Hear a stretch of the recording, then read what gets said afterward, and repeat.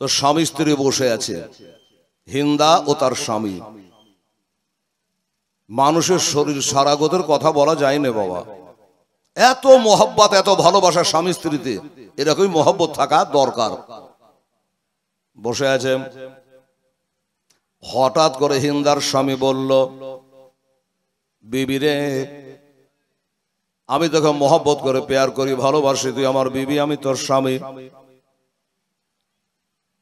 হঠাৎ করে বলছে, বিবি তুমি একটু এইখান করে বসো, আমি আসছি। বলে স্বামীকে একাই বসে থাকবো? বলে হ্যাঁ একাই বসে থাকো, আমি যাব, বাথরুম করব, চলে আসব। ঠিক আছে যান। ইজিদের দাদি বসে আছে চুপ করে, আর হিন্দার স্বামী ফাঁকা গেছে বাথরুমে। আর ওই সময়তে একটা লোক বাবা ওই হিন্দা যেখানে বসে আছে ওইখান করে এসেছে। হয়তো বা লোকটা ওই হিন্দার স্বামী পাকার সঙ্গে কোনো লেনা দেনা বা কোনো দরকার ছিল, হতে পারে। এসেছে, এসে দেখছে একটা মেয়ে মানুষ বসে আছে। ওই যে আমার মায়েরা দেখেন আলাদা বসে আছে, আলাদা জায়গায়, আপনারা বসে আছেন আলাদা জায়গায়। ওই লোকটা এসে দেখছে একটা মহিলা বসে আছে, এখান করে আর কথা বলা যাবে না। ওমনের সাথে সাথে বাবা লোকটা বেমুখ হয়ে ঘুরে চলে যাচ্ছে। হিন্দার স্বামী গেছে বাবা ওইদিকে বাথরুমে, আর এই লোকটা এসে বাবা দেখছে যে না কেউ না, একটা মহিলা বসে আছে। আমি একটা পুরুষ মানুষ এখানে বা বসবো কি করে, কথাই বা বলবো কি করে। অমনি বাবা বেমুখ হয়ে লোকটা ঘুরে গেল।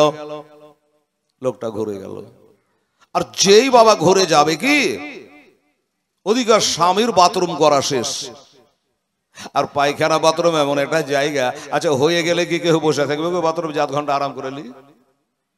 হবে না। ট্রেনে বাসে যাবেন, বহরমপুরে যাবেন, হ্যাঁ 5 টাকা 10 টাকা দিয়ে ঢুকেছে, আর একজনের বাবা খুব বাথরুম লেগেছে। ও দাদা হলো, ও দাদা, আচ্ছা বোকালো, আরে পায়খানা কি ঘুম পড়া জায়গা রে? তারপরে 10 টাকা দিয়ে ঢুকে যদি ঘোষণা লেগে আমি বাড়াবো, টাকা শোধ হোক দাঁড়া। কেউ বাথরুমে বসে থাকবে না, আরাম করবে না, হলে বেরিয়ে আসবে, কিন্তু ইজে থামতে পারে না। ওই জন্য খেলে বলছে, ও দাদা হলো, একটু তাড়াতাড়ি করেন দাদা গো, মঞ্চের প্যান প্যান খারাপ হয়ে ওদের। আর যেই বাথরুম হয়ে গেছে বাবা, হিন্দার স্বামী এদিক ঘুরেছে, আর লোকটাও কিন্তু ওদিক গেল, আর মাঝখানের বিবি বসে। যেমনি বাবা বাথরুম থেকে বেরিয়ে এদিকে মুখ করা, আর হিন্দার স্বামী চোখ পড়বি তো পড় বাবা ওই লোকটার উপরে পড়েছে। বা আমার বিবির কাছে ওটা কে এসেছিল, সন্দেহ ঢুকলো মনে। কিন্তু আপনারা শুনলেন তো যে লোকটার কোনো দোষ নেই। লোকটা এসেছিল হয়তো ওর সঙ্গে দেখা করতে, কিন্তু মেয়ে মানুষ বসে আছে এই জন্য উনি চলে গেলেন। কিন্তু এর মনে বাবা ঘন ঢুকে গেল যে না, বিবি ডুপ্লিকেট আছে, বিবি আমার নুন খায় আর ভালোবাসার গুণ গাই। এই যে মোবাইল দেখছেন বাবা, এই মোবাইল নিয়ে অনেক বাড়িতে এখনো ভেজাল লেগে আছে। এই বিবি কে বোঝায়, কার সাথে ফোন করছিলি না, কার সাথে ফোন করছিলি, কথা বলছিলি? ওই আমার খালায় তো ভাই সন্দেহ হয়ে গেল আছে না। আর অনেক বিবি আবার আছে, মা বোনেরা আছে, অনেক মা বোন আছে। আপনি যদি খালি একটা বিটি ছেলের সাথে হ্যালো সে তারা কেমন আছো শুরু হয়ে গেল, এই তো ডাল মে কুছ কালা লেগে গেল বাবা, সংসারে ভেজাল, হ্যাঁ না? সন্দেহতে অনেক কিছু ধ্বংস করে দেয় রে বাবা। যে লোকটা বলে গেল বিবি এখান করে বসো, আমি আসতেছি, বাথরুম করে চলে আসবো, আমি চুপ করে মাথাটা নিচু করে বসে আছি। বাবা গো, আর হিন্দা কিন্তু জেনা তেনা ঘরের বেটি না, মক্কা শরীফের সব থেকে বড় সর্দার নাম হলো তার রাবে, ওই রাবের বেটি হলো হিন্দা। এবার আসার পরে বলছে, বিবি আর তোর সঙ্গে আমার সংসার হবে না, তোর ওপর সন্দেহ হয়ে গেছে, তুই নিশ্চয় ওই লোকটাকে ভালোবাসিস, নইলে আমাকে দেখে লোকটা ঘুরে গেল, তার কারণটাকে তো যা কিছু আছে পটলি পাটলা লিয়া এখনো তুই বাপের বাড়ি ভাগ, আর তো ঘর ভাত দেবো না, যা, তুই ভালো মেয়ে না, ডুপ্লিকেট আছিস। হিন্দা বলছে, খোদার কসম স্বামী গো, আমি ফুলের মতো পবিত্র, আপনি ছাড়া কোনো পুরুষ আমার গায়ে স্পর্শ করে নাই, কারোর সঙ্গে কথা বলে নাই। বলো তাহলে ওই লোকটাকে এসেছিল, আমাকে দেখে ফিরে চলে গেল। বলে আমি জানি না হুজুর, কসম খোদা আমার কপালের চোখ দিয়ে কাউকে আমি দেখি না, তবে একটু আওয়াজ পেয়েছি। কেউ এসেছিল বলে একটা আওয়াজ পেয়েছে, হয়তো আপনার সঙ্গে তার প্রয়োজন ছিল, আপনাকে না পেয়ে ওই আমাকে একটা মহিলা দেখে লোকটা চলে গেছে। এত করে স্বামীর হাত পা ধরে বোঝায়, কিন্তু স্বামী আর বুঝবে না। আমি নিজের চোখে যখন দেখলাম, আমি ঘোরা মাত্র লোকটা তোর কাছ থেকে চলে গেল, এটা আমি অবিশ্বাস করতে পারবো না, আর তোকে বিশ্বাস করতে পারবো না। তোর যা কিছু আছে নিয়ে তুই বাপের বাড়ি ভাগ। ইজিদের দাদি বলল ঠিক আছে, যদি তাই হয়, ভাঙা জিনিস আর জোড়া লাগবে না। চলে গেল, বাড়ি আসলো। আব্বা গো, কি গো বেটি কি হলো?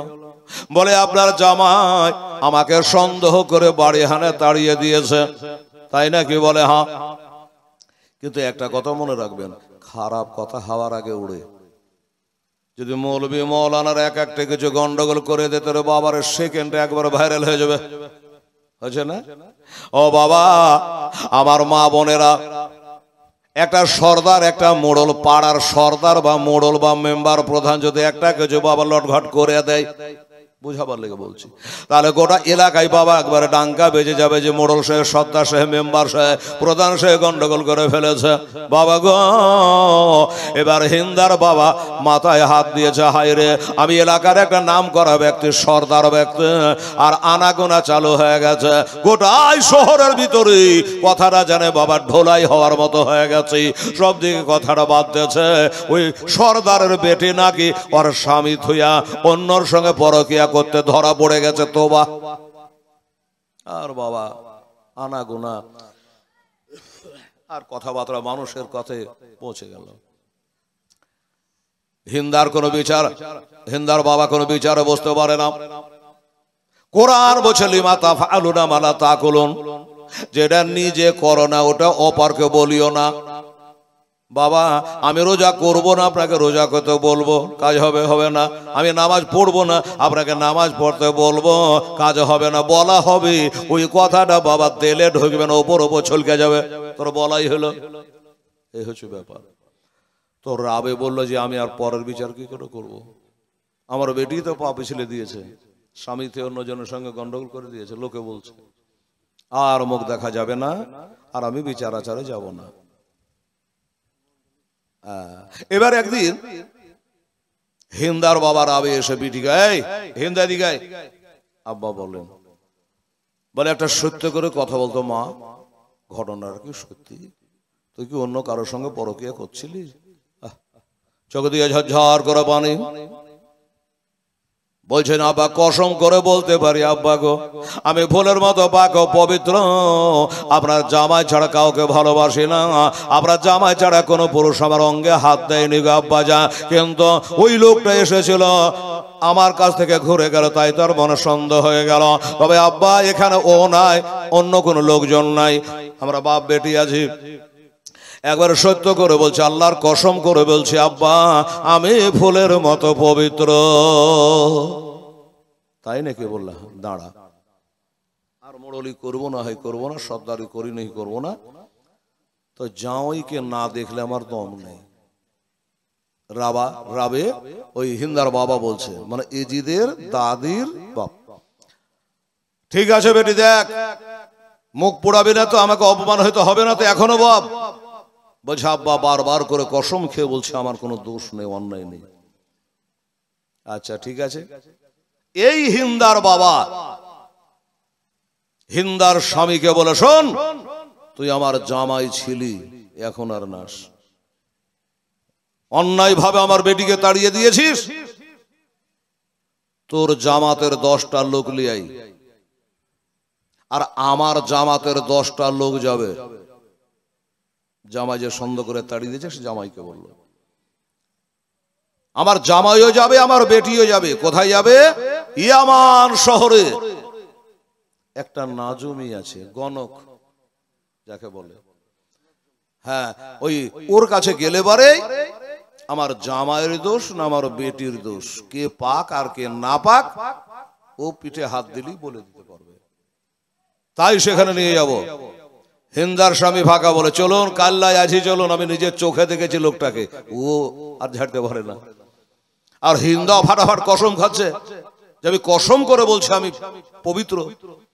একটা দিনক্ষণ করা হলো, কালকে বেলা 10টার সময়তে আমরা এখান থেকে, এই মক্কা থেকে ইয়ামান শহরে যাব ওই নাজমির কাছে দেখাতে। দেখ বেটি, দোষ থাকলে এখনো বল, ডেট পাল্টে দেবো না, দরকার নেই তারই পাল্টাবার, চলেন আমিও যাব। এবার দুই দলের বাবা জামাতের লোক একসঙ্গে যাচ্ছে ইজিদের দাদি পাক না না পাক এটা পরীক্ষা করার জন্য নিয়ে যাচ্ছে। যখন বাড়ি হানে বের হবে, ইজিদের দাদি হিন্দা চিড়খন মেরে কাঁদতে লাগলো। ওর বাবার রাবে বলছে, এই তো বেটির ডুপ্লিকেটই ধরা পড়লো। এতক্ষণ হইচই করছিল, এবার ডাক্তারের কাছে নিয়ে যাচ্ছে। বেটি আমার চিড়খন মেরে কাঁদলো, তার মানে ওর দোষ আছে, নাপাক আছে। হ্যাঁ, স্বামী ছাড়া অন্য সঙ্গে পরকিয়া করে বোঝা গেল, নইলে আজ বাড়ার সমাতে কাঁদছে, তার কারণ কি? বেটি হিন্দা, তুই যে এত ঘন ঘন কসম খালি যে আমি ফুলের মতো পবিত্র, এটা তুই হঠাৎ করে কাঁদছিস কেন, বা কি হলো তো? এখনো যায়নি বল। বলছে আব্বা আমি তখনও বলেছি পাক, এখনো বলছি পাক। তো পাক তো কাঁদছিস কেন এত জোরে, হঠাৎ করে চিড়খন মেরে কাঁদলি কেন? বলছে আব্বা কাঁদনে এটা অন্য কারণে। কি কারণ? বলে আপনার জামাই দিকার যারা যাবে সব বেটা ছেলে, আর আপনার তরফ থেকে যারা যাবে সবাই হলো বেটা ছেলে, আর আমি হলো একটা বেটি ছেলে। আব্বা গো, এবার রাস্তায় চলতে চলতে দেখা গেল 50 কিলোমিটার যাওয়ার পরে আপনারা বেটা ছেলেগুলো এক জায়গায় বসবে, তখন আমি একলাই কোন দিকে যাব, কি করব? এই কারণে আমি কাঁদতেছে। বাপ বলল, এটা জন্য কাঁদে রে বেটি, আমাকে বললেই তো হয়। অমনি একটা বান্ধবী, একটা সাহালি, একটা বান্ধবীকে বাবা একটা আর মেয়েকে সাথে দেওয়া হলো, হিন্দার সাথে দেওয়া হলো যে আমরা রাস্তাঘাটে চলতে চলতে কোনো জায়গায় যদি আরাম বিরাম করি, তখন তোর এই বান্ধবীকে লিয়া, এই বাদীকে লিয়া তুই আরাম বিরাম করবি, কথাবার্তা বলবি, আর টেনশন নাই। ফিরি চলতে লাগলো। যেতে যেতে যেতে যেতে আর অল্প সময় আছে, গেলেই ওই ডাক্তারের কাছে, নাজমির কাছে, গণকের কাছে পৌঁছে যাবে আমার ভাইরা। আর এই গণকের কাছে বেশি ফাঁসে কারা জানেন? লেডিস। এই যে আমার মা বোনেরা আছে, এরাই বেশি ফাঁসে। আমাদের দিকে কিছু আবার ফকির গুলা ভিক্ষা করে, তো কেমন ভিক্ষা করে জানেন? এদিকে আসে কিনা জানেন, দেখবেন এরা 3 জনা 4 জনা একসঙ্গে থাকবে, আর লম্বা লম্বা, আমার থেকেও লম্বা জামা থাকবে কালো কালারের, আর একটা করে বেঁকা লাঠি থাকবে, মুখে লম্বা দাড়ি থাকবে, আর মোটা মোটা দানার তসবি থাকবে। মৌলবি লাই, মৌলবীর বাপ আজমির শরীফের পীর সাহেব চলে আসছে লাগছে। তারা ভিক্ষা চায়, কি বলে জানেন? আর ওর চাহার ভঙ্গিতে ফাঁসে কারা জানেন? এই দেখেন বেটি ছেলে কি বলবে, আরে যে দিবে জারি জারি তার হবে পাকা বাড়ি। একজন আগে বলছে, তার পিছনে 3 জন আছে, ওরা বলছে আল্লাহ রসুলের আল্লাহর নাম। বাপরে, 4-5 জনের সুর বেঁধে যদি এমনি করে বলে, তো বলে তো বেটি ছেলের বাড়িতে থাকবে, চল রে বুবু কে এসেছে দেখে আসে। আরে যে দিবে জারি জারি তার হবে পাকা বাড়ি, আল্লাহ রসুলের আল্লাহর নাম। তখন যারা কাঁচা বাড়ি আলারা বোঝে, 1 আড়ি দিলে পরে পাকা বাড়ি, তো 2 আড়ি দিয়ে 2খান পাকা ঘর লিয়ালে, এর লেগে কহে যে বেটি ছেলের বুদ্ধি কম হয়ে গেল। এবার কার মুখে শুনেছে আগকার বাড়িতে একটা মেয়ে আছে, 12 বছর বিয়ে হলে ছেলে মেলে হয় না, তাই না? কি বলে? তখন এবার সুর লাইন পাল্টে দিলেন, আরে যে দিবে কাটা কাটা তার হবে লাল বেটা, আল্লাহ রসুলের আল্লাহর নাম। পিছনকার 3 জনের সার মিলে বলছে। তখন ওই মেয়েটা দেখে 12 বছর বিয়ের হলে সন্তানের মুখ দেখেনি, তা যদি আজকে 2 কাঠা দিয়ে দিই, 2টা লাল বেটা হবে। আরে বেটা দেওয়ার মালিক কে? আল্লাহ। বাবা, পাকা বাড়ি দেওয়ার মালিক কে? আল্লাহ। রুজির মালিক হলো আল্লাহ, বন্টনকারী আমার রাসূলুল্লাহ সাল্লাল্লাহু আলাইহি ওয়াসাল্লাম। বাবা, তো এইরকমই মিথ্যা কথা বলে ওই নাজমির কাছে নিয়ে যাচ্ছে। ইজিদের দাদি নিশ্চিন্ত আছে, বুকে বল আছে, আমি পাক ও পবিত্র আছি, আমি কারোর সঙ্গে পরকিয়া করি না। আমার স্বামী আমাকে সন্দেহ করে তাড়িয়ে দিয়েছে, আজকে ফয়সালা হয়ে যাবে। বাবা গো, এই আমার মা বোনেরা, আর মাত্র বাবা 1-1.5 মাইল গেলে পরে ডাক্তারের কাছে পৌঁছে যাবে, নাজুমের কাছে পৌঁছে যাবে। আর হঠাৎ করে জানে হিন্দা একবার জানে আবার চিড়খন মেরে কেঁদে উঠলো, আবার কেঁদে উঠলো। হিন্দার বাবা রাবে বলছে, এই তো ধরা পড়ে গেলি বেটি, তুই আসলে না পাক আছিস, তোর দোষ আছে। তোর দোষ যদি নাই আছে, আর তোর স্বামী ছাড়া অন্য জনা তোর গায়ে যদি হাত না দেয়, ভাবলাম না থাকে, এতক্ষণ কিছু বললি না। আর 1 মাইল গেলে পরে রাজ ফাঁস হয়ে যাবে, কেডা দোষী কে নির্দোষী প্রমাণ হয়ে যাবে। আর এই কারণে তো এখান করে হঠাৎ করে কান্না করে উঠলে বাবারা, আমার মা বোনেরা। ওই তখন এজিদের দাদি বলছে, হিন্দা বলছে, আব্বা গো, আমি তার লেগে কাঁদি নাই, করে বলছি আল্লাহর কসম করে আমি পাক ও পবিত্র আছি আব্বা। আব্বা বলে, বেটি তাহলে পাক পবিত্র যদি আছে, তোর বুকে যদি এত বল আছে, তাহলে তুই কাঁদলি কেন বল? বলে, আব্বা গো, এমন জায়গাতে নিয়ে যাচ্ছেন, এমন নাজুমের কাছে, গণকের কাছে, এরা সকালে একরকম বলে, আবার বৈকালে আর এক রকম বলে। এরা হলো মিথ্যাবাদী, এদের কোনো ঠিক নাই। আর বাস্তবিক গণককে হাত দেখা হারাম আছে রে মা ভাইরা। তাই বলছেন, আব্বা গো, লিয়া তো যাচ্ছেন ঠিক আছে, কিন্তু আমার মনে সন্দেহ হয়, এরা সকালে একরকম বৈকালে আর এক রকম বলে। আমি যাব, এবার বাই চান্স যদি উল্টা পাল্টা বলে আমাকে দোষ লাগিয়ে দেয়, এই মুখটা দুনিয়াতে কি করে দেখাবো? এমন লোকের কাছে আমাকে পরীক্ষা করার জন্য নিয়ে যাচ্ছেন। এরা সকালে দুপুরে মিথ্যা কথা বলে। হ্যাঁ, যদি বাচ্চার বলে দেয় যে তুই না পাক, এই মুখ আমি কেমন করে দেখাবো? দুনিয়াতে বাঁচবো কি করে, বাড়ির বাইরে যাব কি করে? আর আপনি বা সর্দার হইয়া অন্যের বিচার সালিশ করবেন কি করে? এই কারণে আমি কাঁদতেছিলাম, এই কারণে আমি কাঁদতেছিলাম। আচ্ছা, হিন্দার বাবা বললো, আচ্ছা ঠিক আছে মাসুন, ওই ডাক্তারের উপরে নাজমের উপর যখন তোর এতই সন্দেহ, তো শোন, চল আসে যখন গেছে আর 1 মাইল যাই, ঘুরে আর যাবো না। তবে বিটি রে, আমার বিটিকে দেওয়া দেখাবার আগে, আমার জামাইকে দেখাবার আগে, আমি তোর বাপ, আগে আমি ডাক্তারি করব, আমি আগে পরীক্ষা করবো এই নাজুমিকে। পাশ করা ডাক্তার না ফেল করা ডাক্তার। আমার পরীক্ষায় যদি পাশ করতে পারে তাহলে বেটি তোকে দেখাবো, নচেত তোরাকে দেখাবো না। ভালো, যেটা ভালোই করে। বেটি তার দৌড়ে পালিয়ে যেতে পারে না, আর জামাই তো তালি বাজাইছে। আমি নিজে চোখে দেখলাম লোকটাকে যেতে, ওরও পাক্কা ভরসা। আর মেয়েটা যে আছে ওরও পাক্কা ভরসা, কিন্তু ওর দলিল নাই, আল্লাহর উপর ভরসা। ইজিদের দাদি চোখের পানি ঝরঝর করে ঝরাচ্ছে, আল্লাহ তুমি ইন্নাল ইজ্জাতা লিল্লাহি জামিয়া, আল্লাহ তুমি ইজ্জতের মালিক, আজকে যেন মান অপমান আমাকে হইতে হয় না। তাই হিন্দার বাবা এমন একটা কাজ করেছিল যা পৃথিবীতে কেউ করে না। এর রাবে কাফের কি করেছিল জানেন? হিন্দার বাবা যে ঘোড়াটাই চড়েছিল, এই ঘোড়াটা ছিল মর্দা ঘোড়া, নর, নর নারী, বেটা ছেলে ঘোড়া। ওই ঘোড়ার কানে কানে কি যে একটা বলি বলল, ঘোড়া জানে, খোদা জানে, আর লোকটা জানে। ঘোড়ার গা দিয়ে চচা করে ঘাম বেরিয়ে গেল। আর কিছু কথা আছে বাবা, যেটা আমি পরিষ্কার করে বলতে পারবো না।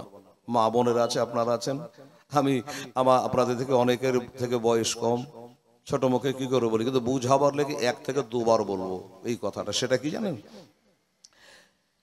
হিন্দার বাবা রাবে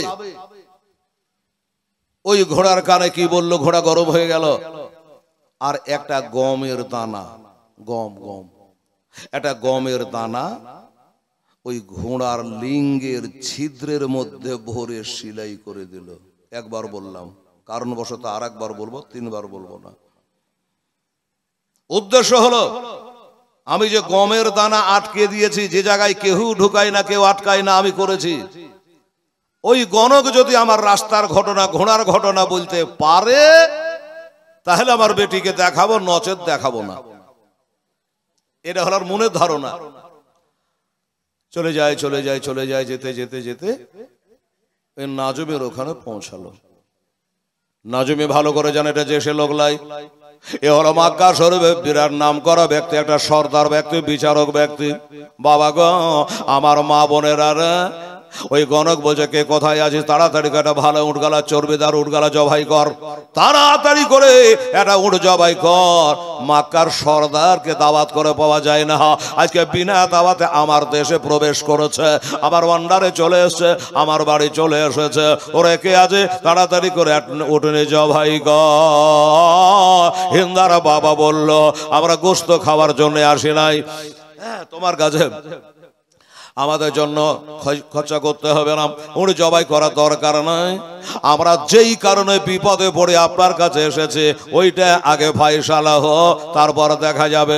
এবার নাজুমি কি বলছে শুনে ভালো করে। নাজুমি বলছে হুজুর যে কাজের জন্য এসে ওটা আগে বলবো, তারপর খাওয়া দাওয়া বলে দেখা যাবে। তা হুজুর একটা কথা বলবো, আপনি তো হিন্দার বাবা না? বলে হ্যাঁ। তা আপনার হিন্দার ঘটনাটা আগে বলবো না আপনি রাস্তাতে ঘোড়ার সাথে কি করেছেন ওটা আগে বলবো? হিন্দার বাপে তো মাথা খারাপ, সর্বনাশ করেছে। হ্যাঁ রে বেটি, এই লোকটাকে তুই মিথ্যাবাদী বলিস, রাস্তাতে ঘোড়ার লিঙ্গের ছিদ্রে গমের দানা আটকেছেন ওটা আগে বলবো না বিটি জামাইটা বলবো? হিন্দার বাবা অবাক হয়ে গেল, আশ্চর্য হয়ে গেল, সর্বনাশ। রাস্তাতে ঘোড়ার সাথে কি করেছে আমি জানে, ঘোড়া জানে, জানে আমার খোদা তালা, আমার জামাই জানে না, বেটি জানে না, এলাকার মানুষ কেউ জানে না। আর এই লোকটাকে আমার বেটি বলছে মিথ্যাবাদী।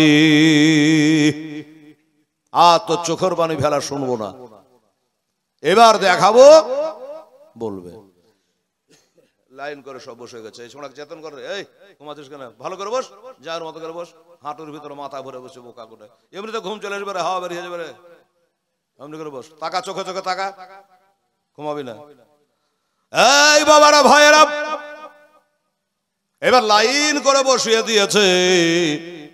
আর ওই নাজমি ইজিদের দাদি হিন্দার পিঠে একটা থাবা মারলো, আর থাবা মেরে বলল হিন্দারে তুই ফুলের মতো পবিত্র। হিন্দা বলল আলহামদুলিল্লাহ, জানটা বাঁচল। আমি তো ডরা ছিলাম যদি উল্টা পাল্টা বলে মুখ দেখানো যাবে না। তুই ফুলের মতো পবিত্র। এই হিন্দার বাবা, হাজারের মধ্যে তোমরা সবাই কান করে শোনো, আমার বিদ্যা দ্বারা জল জল করে দেখতে পাচ্ছি হিন্দা শুধু ফুলের মতো পবিত্র নয়, এই হিন্দা একটা নাম করা বাদশার মা হবে, মানে এর পেটে থেকে একটা বাদশাহ পয়দা হবে।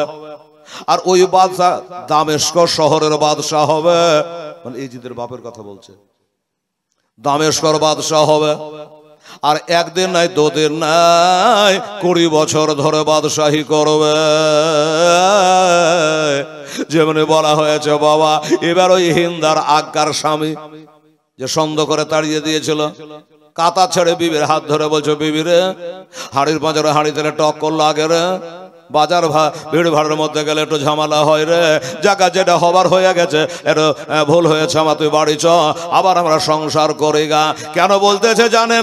এই কারণে বলছে এই হিন্দাকে যদি পটিয়া পাটিয়া রাজি করে বাড়ি নিয়ে যেতে পারে, আর ও যদি হিন্দা বাদশার মা হয় তাহলে আমি হব বাদশার আব্বা জান।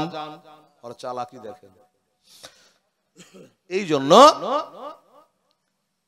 হাত পা ধরে নিয়ে যাওয়ার চেষ্টা করলো, কিন্তু হইল না। হিন্দা জবাব দিয়ে, শুনুন ভরা মহবিল, আমার বাবা শোনেন, আমার শ্বশুরের দেশের লোক তারাও শোনেন, এই নাজমির কথা যদি সত্য হয় আর আমার পেটে থেকে যদি বাদশা পয়দা হয়, কিন্তু আমিও বেটি ছেলে হলে হবে কি? আমি একটা কথা আপনাদের মাঝে বলে দিই, যে নাজমের কথা যদি সত্য হয়, আমি যদি একটা বাদশার মা হই, তাহলে এই মিথ্যাবাদী যে বিবিকে সন্দেহ করে, বিবিকে সন্দেহ করে বাড়ি থেকে ভাগিয়ে দেয়, এর মতো মিথ্যাবাদী ফাঁকার সুদ থেকে আমার পেটে বাদশা পয়দা হবে না। হিন্দা চ্যালেঞ্জ করে দিল, যাবো না তোর সত্তর ভাত খাবো না। এখন বাদশার বাপ হওয়ার লাগে খুব চাহিদা না, হবে না যে বিবিকে বিশ্বাস করতে পারে না, সন্দেহ করে তাড়িয়ে দেয়, তোর মতো মিথ্যাবাদীর সংসারে আমি যাব না, আর তোর সঙ্গে মিলে আমার বাদশা পয়দা হবে না। ছাড়াছাড়ি হয়ে গেল। এই হিন্দার কিছুদিন পর আবার একটা বিয়ে হয়, আর এই বিয়েটা হয়েছিল বাবা আবু সুফিয়ানের সাথে। আর আবু সুফিয়ানের সঙ্গে বিয়ে হওয়ার পরে বাবা ইয়েজিদের বাপের পয়দা হলো, যার নাম হযরতে আমির মাবিয়া রাদিয়াল্লাহু তাআলা। আপনারা জানেন বাবা গো, এই আমির মাবিয়া রাদিয়াল্লাহু তাআলা হাদি ওয়া মাহাদি ওয়াহাদি বিহিন্না, ইনি হলো একটা জান্নাতি সাহাবী, হেদায়েত প্রাপ্ত সাহাবী। আমার নবীর কালেমা পড়েছে, মুসলমান হয়েছে, সাহাবী হয়েছে।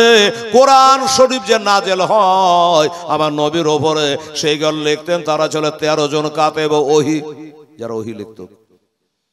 আর তার মধ্যে হলো একজন এজিদের বাবা, এত বড় একটা নাম করা সাহাবী। আর তার বেটা এমন ঘটনা ঘটিয়ে দিল কারবালায়, সারা জগৎ মহরমে চাঁদ আসতে গেলে বাবা আমি জানি মহরমে চাঁদটা আমার হোসেনকে ফলো করে শুধু না, শুনেন, এই মহরমে চাঁদ শুধু হোসেন হাসানের জন্য নয়, হোসেন হাসান আগে তো মহরমে চাঁদ ছিল। হ্যাঁ, এই জন্য বাবা এই মহরম চাঁদের 10 তারিখ আমার নবী বলেছে, শুনে রাখো, এই মহরম চাঁদে 10 তারিখ আল্লাহ দুনিয়াটা সৃষ্টি করেছে, আবার দুনিয়াটাকে ফানা করে দেবে। এই মহরম চাঁদে আমার আল্লাহ তাআলা দেবে দোয়া আল্লাহর দরবারে কবুল হয়েছে। এই মহরম চাঁদে 10 তারিখে হযরত ইউসুফ পয়গম্বর আলাইহিস সালাম মিশরের মাসনাদে বসেছে। এই মহরম চাঁদে 10 তারিখে ইউসুফের জন্য কেঁদে কেঁদে চোখ অন্ধ হয়ে গেছিল। কার? ইয়াকুব নবীর। ইয়াকুব আলাইহিস সালামে এই মহরম চাঁদের 10 তারিখে আমার ইউসুফের জামা যখন তার চোখে ঠেকিয়া দেওয়া হলো, তার চোখের বিনাই বাবা ঘুরিয়া পেল। এই মহরম চাঁদের 10 তারিখে আল্লাহ তাআলা আমার মুসা নবীকে নীল দরিয়া পার করে দিল, আর ফেরাউন কাফের বাবা ডুবে মরেছিল। এই মহরম চাঁদের 10 তারিখে হযরত ইউনূস পয়গম্বর আলাইহিস সালাম মাছের পেটে বলল লা ইলাহা ইল্লা আনতা সুবহানাকা ইন্নী কুনতু মিনাজ জালিমিন। এই যে ইউসুফ আজম পড়তো বাবা, মাছে হজম করতে পারে নাই, 40 দিন ধরে মাছের পেটে থাকার পরে এই মহরম চাঁদের 10 তারিখে উদ্ধার হয়েছিল। এই মহরম চাঁদের 10 তারিখে হযরত আইয়ুব আলাইহিস সালাম, হযরত আইয়ুব আলাইহিস সালাম অসুস্থ থাকার পরে এই মহরম চাঁদের 10 তারিখে আরোগ্য লাভ করেছিল। এই মহরম চাঁদের 10 তারিখে বেরাদারান ইসলাম সামিয়ানে কেরাম আল্লাহ তাআলা হযরত ঈসা নবীকে আসমানে তুলে নিয়েছে। এই মহরম চাঁদের 10 তারিখে আমার কারবালার প্রান্তরে বাবা হোসাইন শহীদ হইয়াছে। তো শুধু হোসাইনকে লক্ষ্য করে মহরম চাঁদ নয়, একজন ফোন করেছে, দাদা মৌলানা সাহেব এই মহরম চাঁদে কি বেটা বেটির বিয়ে দেওয়া হবে? বলে 100 বার হবে। বিয়ে দেওয়া তো কোনো চাঁদে মানা নেই। ওরা ভাবছে যে হোসেন হাসান শহীদ হয়েছে, দুঃখের চাঁদ, এই চাঁদে কি বিয়ে শাদী দেওয়া যায়? আমি ওকে বুঝালাম, দেখ বাবা আমার হাসান হোসেনকে লক্ষ্য করে যে শুধু চাঁদ তা নয়, দেওয়া যাবে, কোনো অসুবিধা নেই। যাই হোক বাবার আমার ভাইরা, এই সাহাবী হযরত আমির মাবিয়া রাদিয়াল্লাহু তাআলা আনহু এত বড় নাম করা সাহাবী, আর তার বেটা হলো বাবা এজিদ। একটা ঘটনা বলি শুনুন। অনেকে বাংলা বইটই আপনারা পড়েন, সে বাংলা বই বাবা অনেক একবারে মিথ্যাতে ভরা, একবারে মিথ্যাতে। সবই যে মিথ্যা তা বলছি না, বেশিরভাগই মিথ্যা। একটা প্রমাণ দিয়ে দিই। কেমন মিথ্যা? মীর মোশাররফ হোসেন আর যত সব বাংলা কিতাবগুলো আছে তার মধ্যে লিখেছে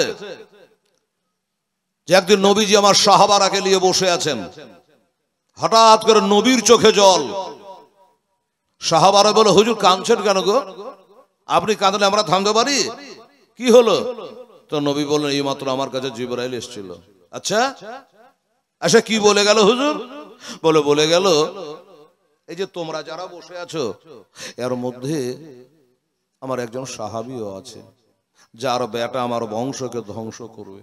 আরে সর্বনাশ করেছে, জিবরাইল বলে গেল? বলে হ্যাঁ, তাই কাঁদছি। সাহাবারা বলে, হুজুর যার বেটা বংশ ধ্বংস করবে আপনার, ওই লোকটা এখানে আছে? বলে হ্যাঁ, তোমাদের মধ্যেই বসে আছে। সবাই বলে হুজুর নামটা বলেন। নবী বলো না, নাম বলবো না, লোকটাকে তোমরা খারাপ চোখে দেখবা।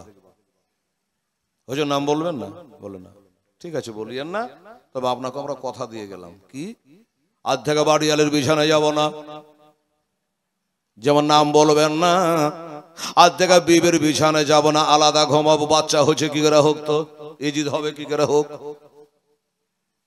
এই কথাটা মিথ্যা কথা, কিন্তু কথাটাই কত জোশ আছে, মজা আছে। যে নবীর সাহাবারা নবীকে কত ভালোবাসে, হাসান হোসেনকে কত ভালোবাসে, যে ইজিদকে আসতে দিবই না। হুজুর যেমনি বলেছেন, নবী দেখলো মনে রে আমার একটা সাহাবীর জন্য এতগুলা সাহাবীর বিবির স্বামী চ্যুতা হবে, মানে স্বামী থেকে আলাদা ঘুমাবে। নবী দেখছেন কি মজা করে বইটা যে লিখেছে উপন্যাস আকারে, স্বামী বিবেকানন্দের সঙ্গে পাল্লা দিয়েছি। দেখ মুসলমানেরাও পারে লিখতে, তাই বলে তুমি যে ভগবান বলবে তোমাকে মানে নিতে হবে পাল্লা দিতে গিয়া মুসলমানের। আরে এবার বললে কি হুজুর দেখলে নবী দেখলে যে না নামটা বলাই লাগবে, আর যদি নামটা না বলি একটা সাহাবী জন এত গলার স্বামী তার বিবির কাছে যাবেন এটা হয়। তখন আমার নবী বাধ্য হলো, তখন বলল তোমরা বিবি ছাড়া ঘুমায়ও না। আল্লাহর নবী বলেছে কয়েকটা ব্যক্তির উপর আল্লাহর রহমত হবে না। রে বেটিরা মায়েরা, কয়েকটা ব্যক্তির উপরে আল্লাহর রহমত হবে না। কার কার হবে না? যারা নামাজ পড়তে গিয়ে দৌড়াদৌড়ি দাঁড়ায়, যারা নামাজ পড়তে গিয়ে দৌড়াদৌড়ি দাঁড়ায়। তার মানে এটা যে মেলা লোক আবার নামাজ পড়তে আঙুলের উপর আঙুল তুলে দিয়া ঠেকিয়ে, যে কি ব্যাপারে ট্যাং ঠেকাছিস কেন রে? হ্যাঁ, বড় মানুষের সম্মান জানিস না? নবী হচ্ছে বড়দের সম্মান করো, ছোটদেরকে মহব্বত করো, ভালোবাসো। আর বাপ দাদা কিছু বুঝো, আলেম মৌলবি কিছু বুঝো না, ট্যাং তুলে দিচ্ছি, ট্যাংয়ের ওপর কি ব্যাপার? তো ট্যাং না তুলে জোড়া না দিলে শয়তান ঢুকে যাবে, তাহলে গিরে দিয়ে দিলি কানি আঙুলে কানি গেলে। হ্যাঁ রে বোকা, প্যান্ট পরেছে তো প্যান্টের তল দিয়ে শয়তান যেতে পারবে না? গিরে বাড়ি দিলে শয়তান যেতে পারবে না? শয়তান কবর পর্যন্ত হামলা করবে, এটা জেনে রাখেন বাবা। ওরে বাবা, কয়েকটা ব্যক্তির উপর আল্লাহর রহমত হবে না। যে স্বামী তার বিবি থেকে দূরে থাকবে, যে বিবি তার স্বামী থেকে দূরে থাকবে, যত কাছে হবে আল্লাহর রহমত তত নাজেল হবে। আর নামাজিরা কাঁধে কাঁধে মিলায়া যখন দাঁড়ায় আল্লাহর রহমত নাজেল হয়। তাই বলছে বাবা কি, যা আমার জন্য একটা কথার জন্য এত গলা সাহাবী তার বিবির কাছে ঘুমাবে না, ওয়াদা করছে তা হয় না। তখন আমার নবী বললেন শোনো, ওই ব্যক্তিটাকে, বলছে ওই ব্যক্তিটার নাম হলো হযরত আমির মাবিয়া। আমির মাবিয়া বলছে হুজুর আমার নাম বলে গেল, জিবরাইল বলে হ্যাঁ। আচ্ছা ঠিক আছে, ভালোই হলো। তাহলে কি ভালো হলো? বলে আমি তো বিয়া করিনি। আগাম যখন নামটা যায় না, এগুলো তার বিয়া করবো না। এই যে আসুক তো আসুক, কি করে আসবে? বইটা পড়তে কত মজা লাগবে, কত সুন্দর করে সাজিয়ে লেখা। তো বলছে হুজুর তাহলে যখন আগাম জেনে গেলাম তো জান আমি আর জীবনে বিয়ে শাদী করবো না। বলছে দেখো কপালের লেখা, সবাই হলে হবে একদিন দেখা। আমার মুখ দিয়ে বেরিয়ে গেছে এটা হবে, বিয়ে করবো না। ইজিদকে আসতে দেব না, ইজিদের পক্ষে তার বাবা ছিল না, ইজিদকে আসতে দেব না। এই করে থাকতে থাকতে বাবা একদিন রাস্তা পথে চলতে চলতে বাথরুম লেগেছে, পেশাব লেগেছে। এবার দেখলো পানি তো নাই, পানি না তাহলে ঢেলা দিয়ে কলুপ ধরে পুরুষেরা। বাবা গো, একটা ঢেলা দিয়ে কলুপ ধরেছে। এখন ওই বাবা কলুপে কোনো বিষ ছিল না কি ছিল খোদা জানে, অমনি জানে বাবা রে। কলুপ ধরার সাথে সাথে হযরতে আমির মাবিয়া যেন পেচ্ছাবের জ্বালা শুরু হয়ে গেল। এমন যন্ত্রণা, এমন জ্বালা কোন ডাক্তার কবিরাজ ভালো করতে পারলো না। তারপরে কি হবে? এবার আমার নবীর কাছে গেল, নবীর এই অবস্থা। বলে বাবা এর ওষুধ না, এর ওষুধ হলো একমাত্র বিয়ে করা। বলেছিলাম না, হায় আল্লাহ আমাকে বিয়ে করতে হবে। তখনও কথার কি যে ঠিক আছে বিয়ে একটা আমি করবো, বুঝুন বিয়ে না করলে আমার এই ব্যারাম ভালো জ্বলন ঠান্ডা হবে না, তো একটা বিয়ে করব।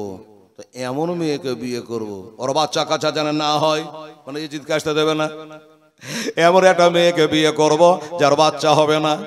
আচ্ছা আপনারা বলেন তো মাথা খারাপ হবে কিনা? এখন বিহার আগে বাবারে, আচ্ছা কেউ জমি কিনবে, ফসল হবে না এরকম জমি কেউ কিনবে না।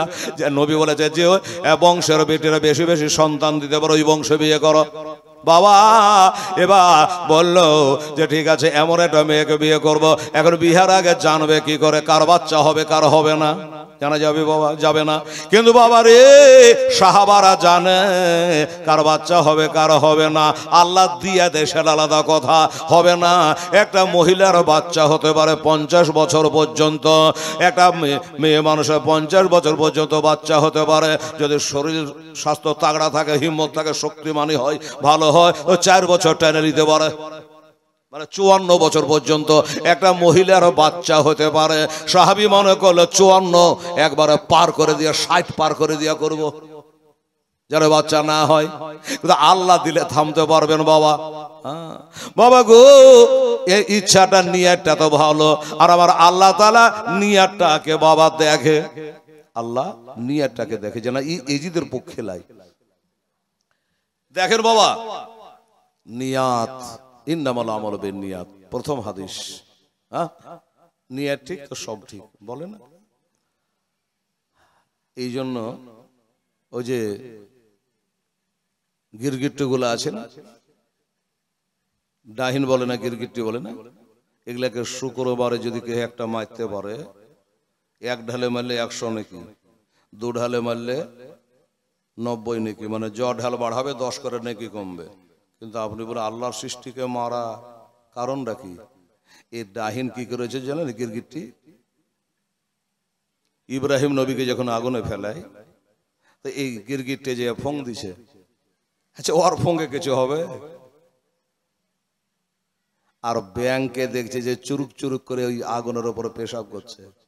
আচ্ছা দাও দাও করে আসমান ছোঁয়া আগুন, আচ্ছা ব্যাঙে যদি চুরুক করে একটু পেশাব করি দেয়, তা আগুন লিভাবে? লিভাবে না। কিন্তু আল্লাহ বলছেন নিয়তটা তো ভালো। ব্যাঙ তুই লিভাইতে পারবি না, ঠিক আছে, তোর নিয়তটা তো ভালো ছিল, লিভিয়ে দিব বলি তো পেশাব করেছি, ব্যাংকে মারবেন না। এই জন্য ব্যাংকে কিছুদিন আমাদের আগে ব্যাংকের গোস্তের ব্যবসা হচ্ছিল খুব, 20-30 বছর আগে, হ্যাঁ না? কোলহা ধরে নিয়ে যে জবাই করে একদম চালান দিয়েছে ওর নাই না পেয়ে। এই জন্য ব্যাং মারলে গুনাহ হবে, আর গিরগিট্টি মারলে নেকি হবে। কেন? তুই ফু ফু করলে বড় আগুনের কমবেও না বাড়বেও না, কিন্তু আল্লাহ বলছে তোর নিয়ত তো খারাপ ছিল, আগুন উস্কে দেবো মনে করে। এর লেগে সব জিনিসই নিয়তের উপর তার মাদার করবে ভাইজান। হযরত ইউসুফ নবীকে বিক্রি করতে গেছে হাটে, আর লক্ষ লক্ষ টাকা নিয়ে মানুষ কিনতে গেছে।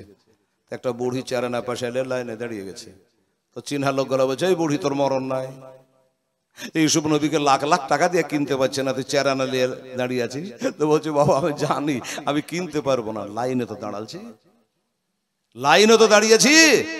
আর নিয়তটা ভালো, যে কোনো কাজ করবেন নিয়ত ভালো করে আল্লাহ রসুলকে রাজি করার জন্য।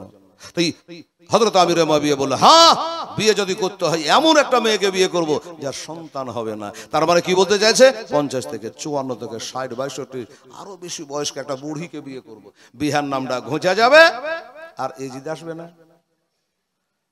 হ্যাঁ এবার করলো বিয়ে, ওই বৃদ্ধা রমণীর পেটেও একটা সন্তান চলে আসলো, আসতে পারে। আমি তো বলে দিলাম মুফতিকে জানবেন 50 থেকে 54 বছর পর্যন্ত একটা মেয়ের বাচ্চা হতে পারে। আমাদের বড় পীর সাহেব গাউসে পাক আব্দুল কাদের জিলানী ওয়া গিলানী রহমাতুল্লাহ আলাইহি, উনি যখন দুনিয়াতে আসে তখন মায়ের বয়স হলো 60 বছর। কি করে হলো তাহলে বলেন? বাবা গো, আল্লাহ দিলে কেউ থামতে পারবে না। ইসমাইল নবী দুনিয়াতে আছে, বাপের বয়স 90। কি করে হলো? আল্লাহ দিলে কেউ থামতে পারবে? বাবারে এবার সংসার হলো, বিয়ে হলো, এই যে ওই মেয়েটার পেটে একটা সন্তান চলে আসলো, ওই সন্তানটার নাম হলো এজিদ। আর এজিদের বাপের নাম আমির মুআবিয়া রাদিয়াল্লাহু তাআলা আনহু, আর তার মায়ের নাম হলো মাইসুন বিনতে নাজদিল কালব। এজিদের মায়ের নাম মাইসুন। বাবা পেটে যখন বাচ্চা চলে আসছে, দেখা তো যেন বেটা হচ্ছে, বেটা আছে না বেটি আছে? বাবা যদি বেটা আছে শুনে তো ভালো, আমাদের মধ্যে যদি শুনতে পাই যে না পেটে বেটা আছে, ডাক্তার বলেছে আবার বেটা হবে, তো খুব খুশি, হওয়ার আগে মিষ্টি বিতরণ। আর যদি শুনে যে বেটি হবে, বাড়ি ঘর ঝড়া হাওয়া, আজ্ঞা দুটো হচ্ছে ফের বেটি হবে, বাবা গো, আমার নবী বসে আছেন, জিবরাইল চলে আসলো, বল হুজুর আপনার বিবি খাদিজার পেটে যে একটা সন্তান আছে, 3টা বেটি হয়ে গেছে, এবার যে বর্তমানে একটা বেটি আছে, এটা সন্তান আছে, এটাও বেটি সন্তান হবে, আর দুনিয়াতে আসবার আগেই আল্লাহ তার নাম রেখেছে বিবি ফাতেমা। জোরে বলে সুবহানাল্লাহ। ও বাবারা, তাই বলছে বেটা আছে না বেটি আছে জানি না, আমি আমিরে মবিয়া, তবে দেখা যায় যদি বেটা হয় ওকে আতর ঘরে টুটি চিপে মেরে ফেলে তবে ইজিদকে বাঁচিয়ে রাখবো না, আর যদি বেটি হয় আমি তাকে ভালোবাসবো। আর নবী বলেছে আমি 3টা জিনিস ভালোবাসি। এই বাবা, এই আমার নবী যেটা ভালোবাসে ওটাকে আপনাদের ভালোবাসা লাগবে না? লাগবে। বাবা গো, আমার ভাইরা, নবী বলে 3টা জিনিস আমি ভালোবাসি। কি কি? বলে আমি নামাজকে ভালোবাসি, আতরকে ভালোবাসি, নারী জাতিকে ভালোবাসি। বুঝে গেলেন? ও বাবারা, তাই বলছে যদি বেটি হয়তো বাঁচিয়ে রাখবো, আর বেটা হলে আতর ঘরে মেরে ফেলবো। বাবা গো, সবাই মারতে পারে না, দিলে দয়া হয়ে যায়, মায়া হয়ে যায়। এবার বাবা বেটা পয়দা হলো, এ বেটার নাম হলো এজিদ।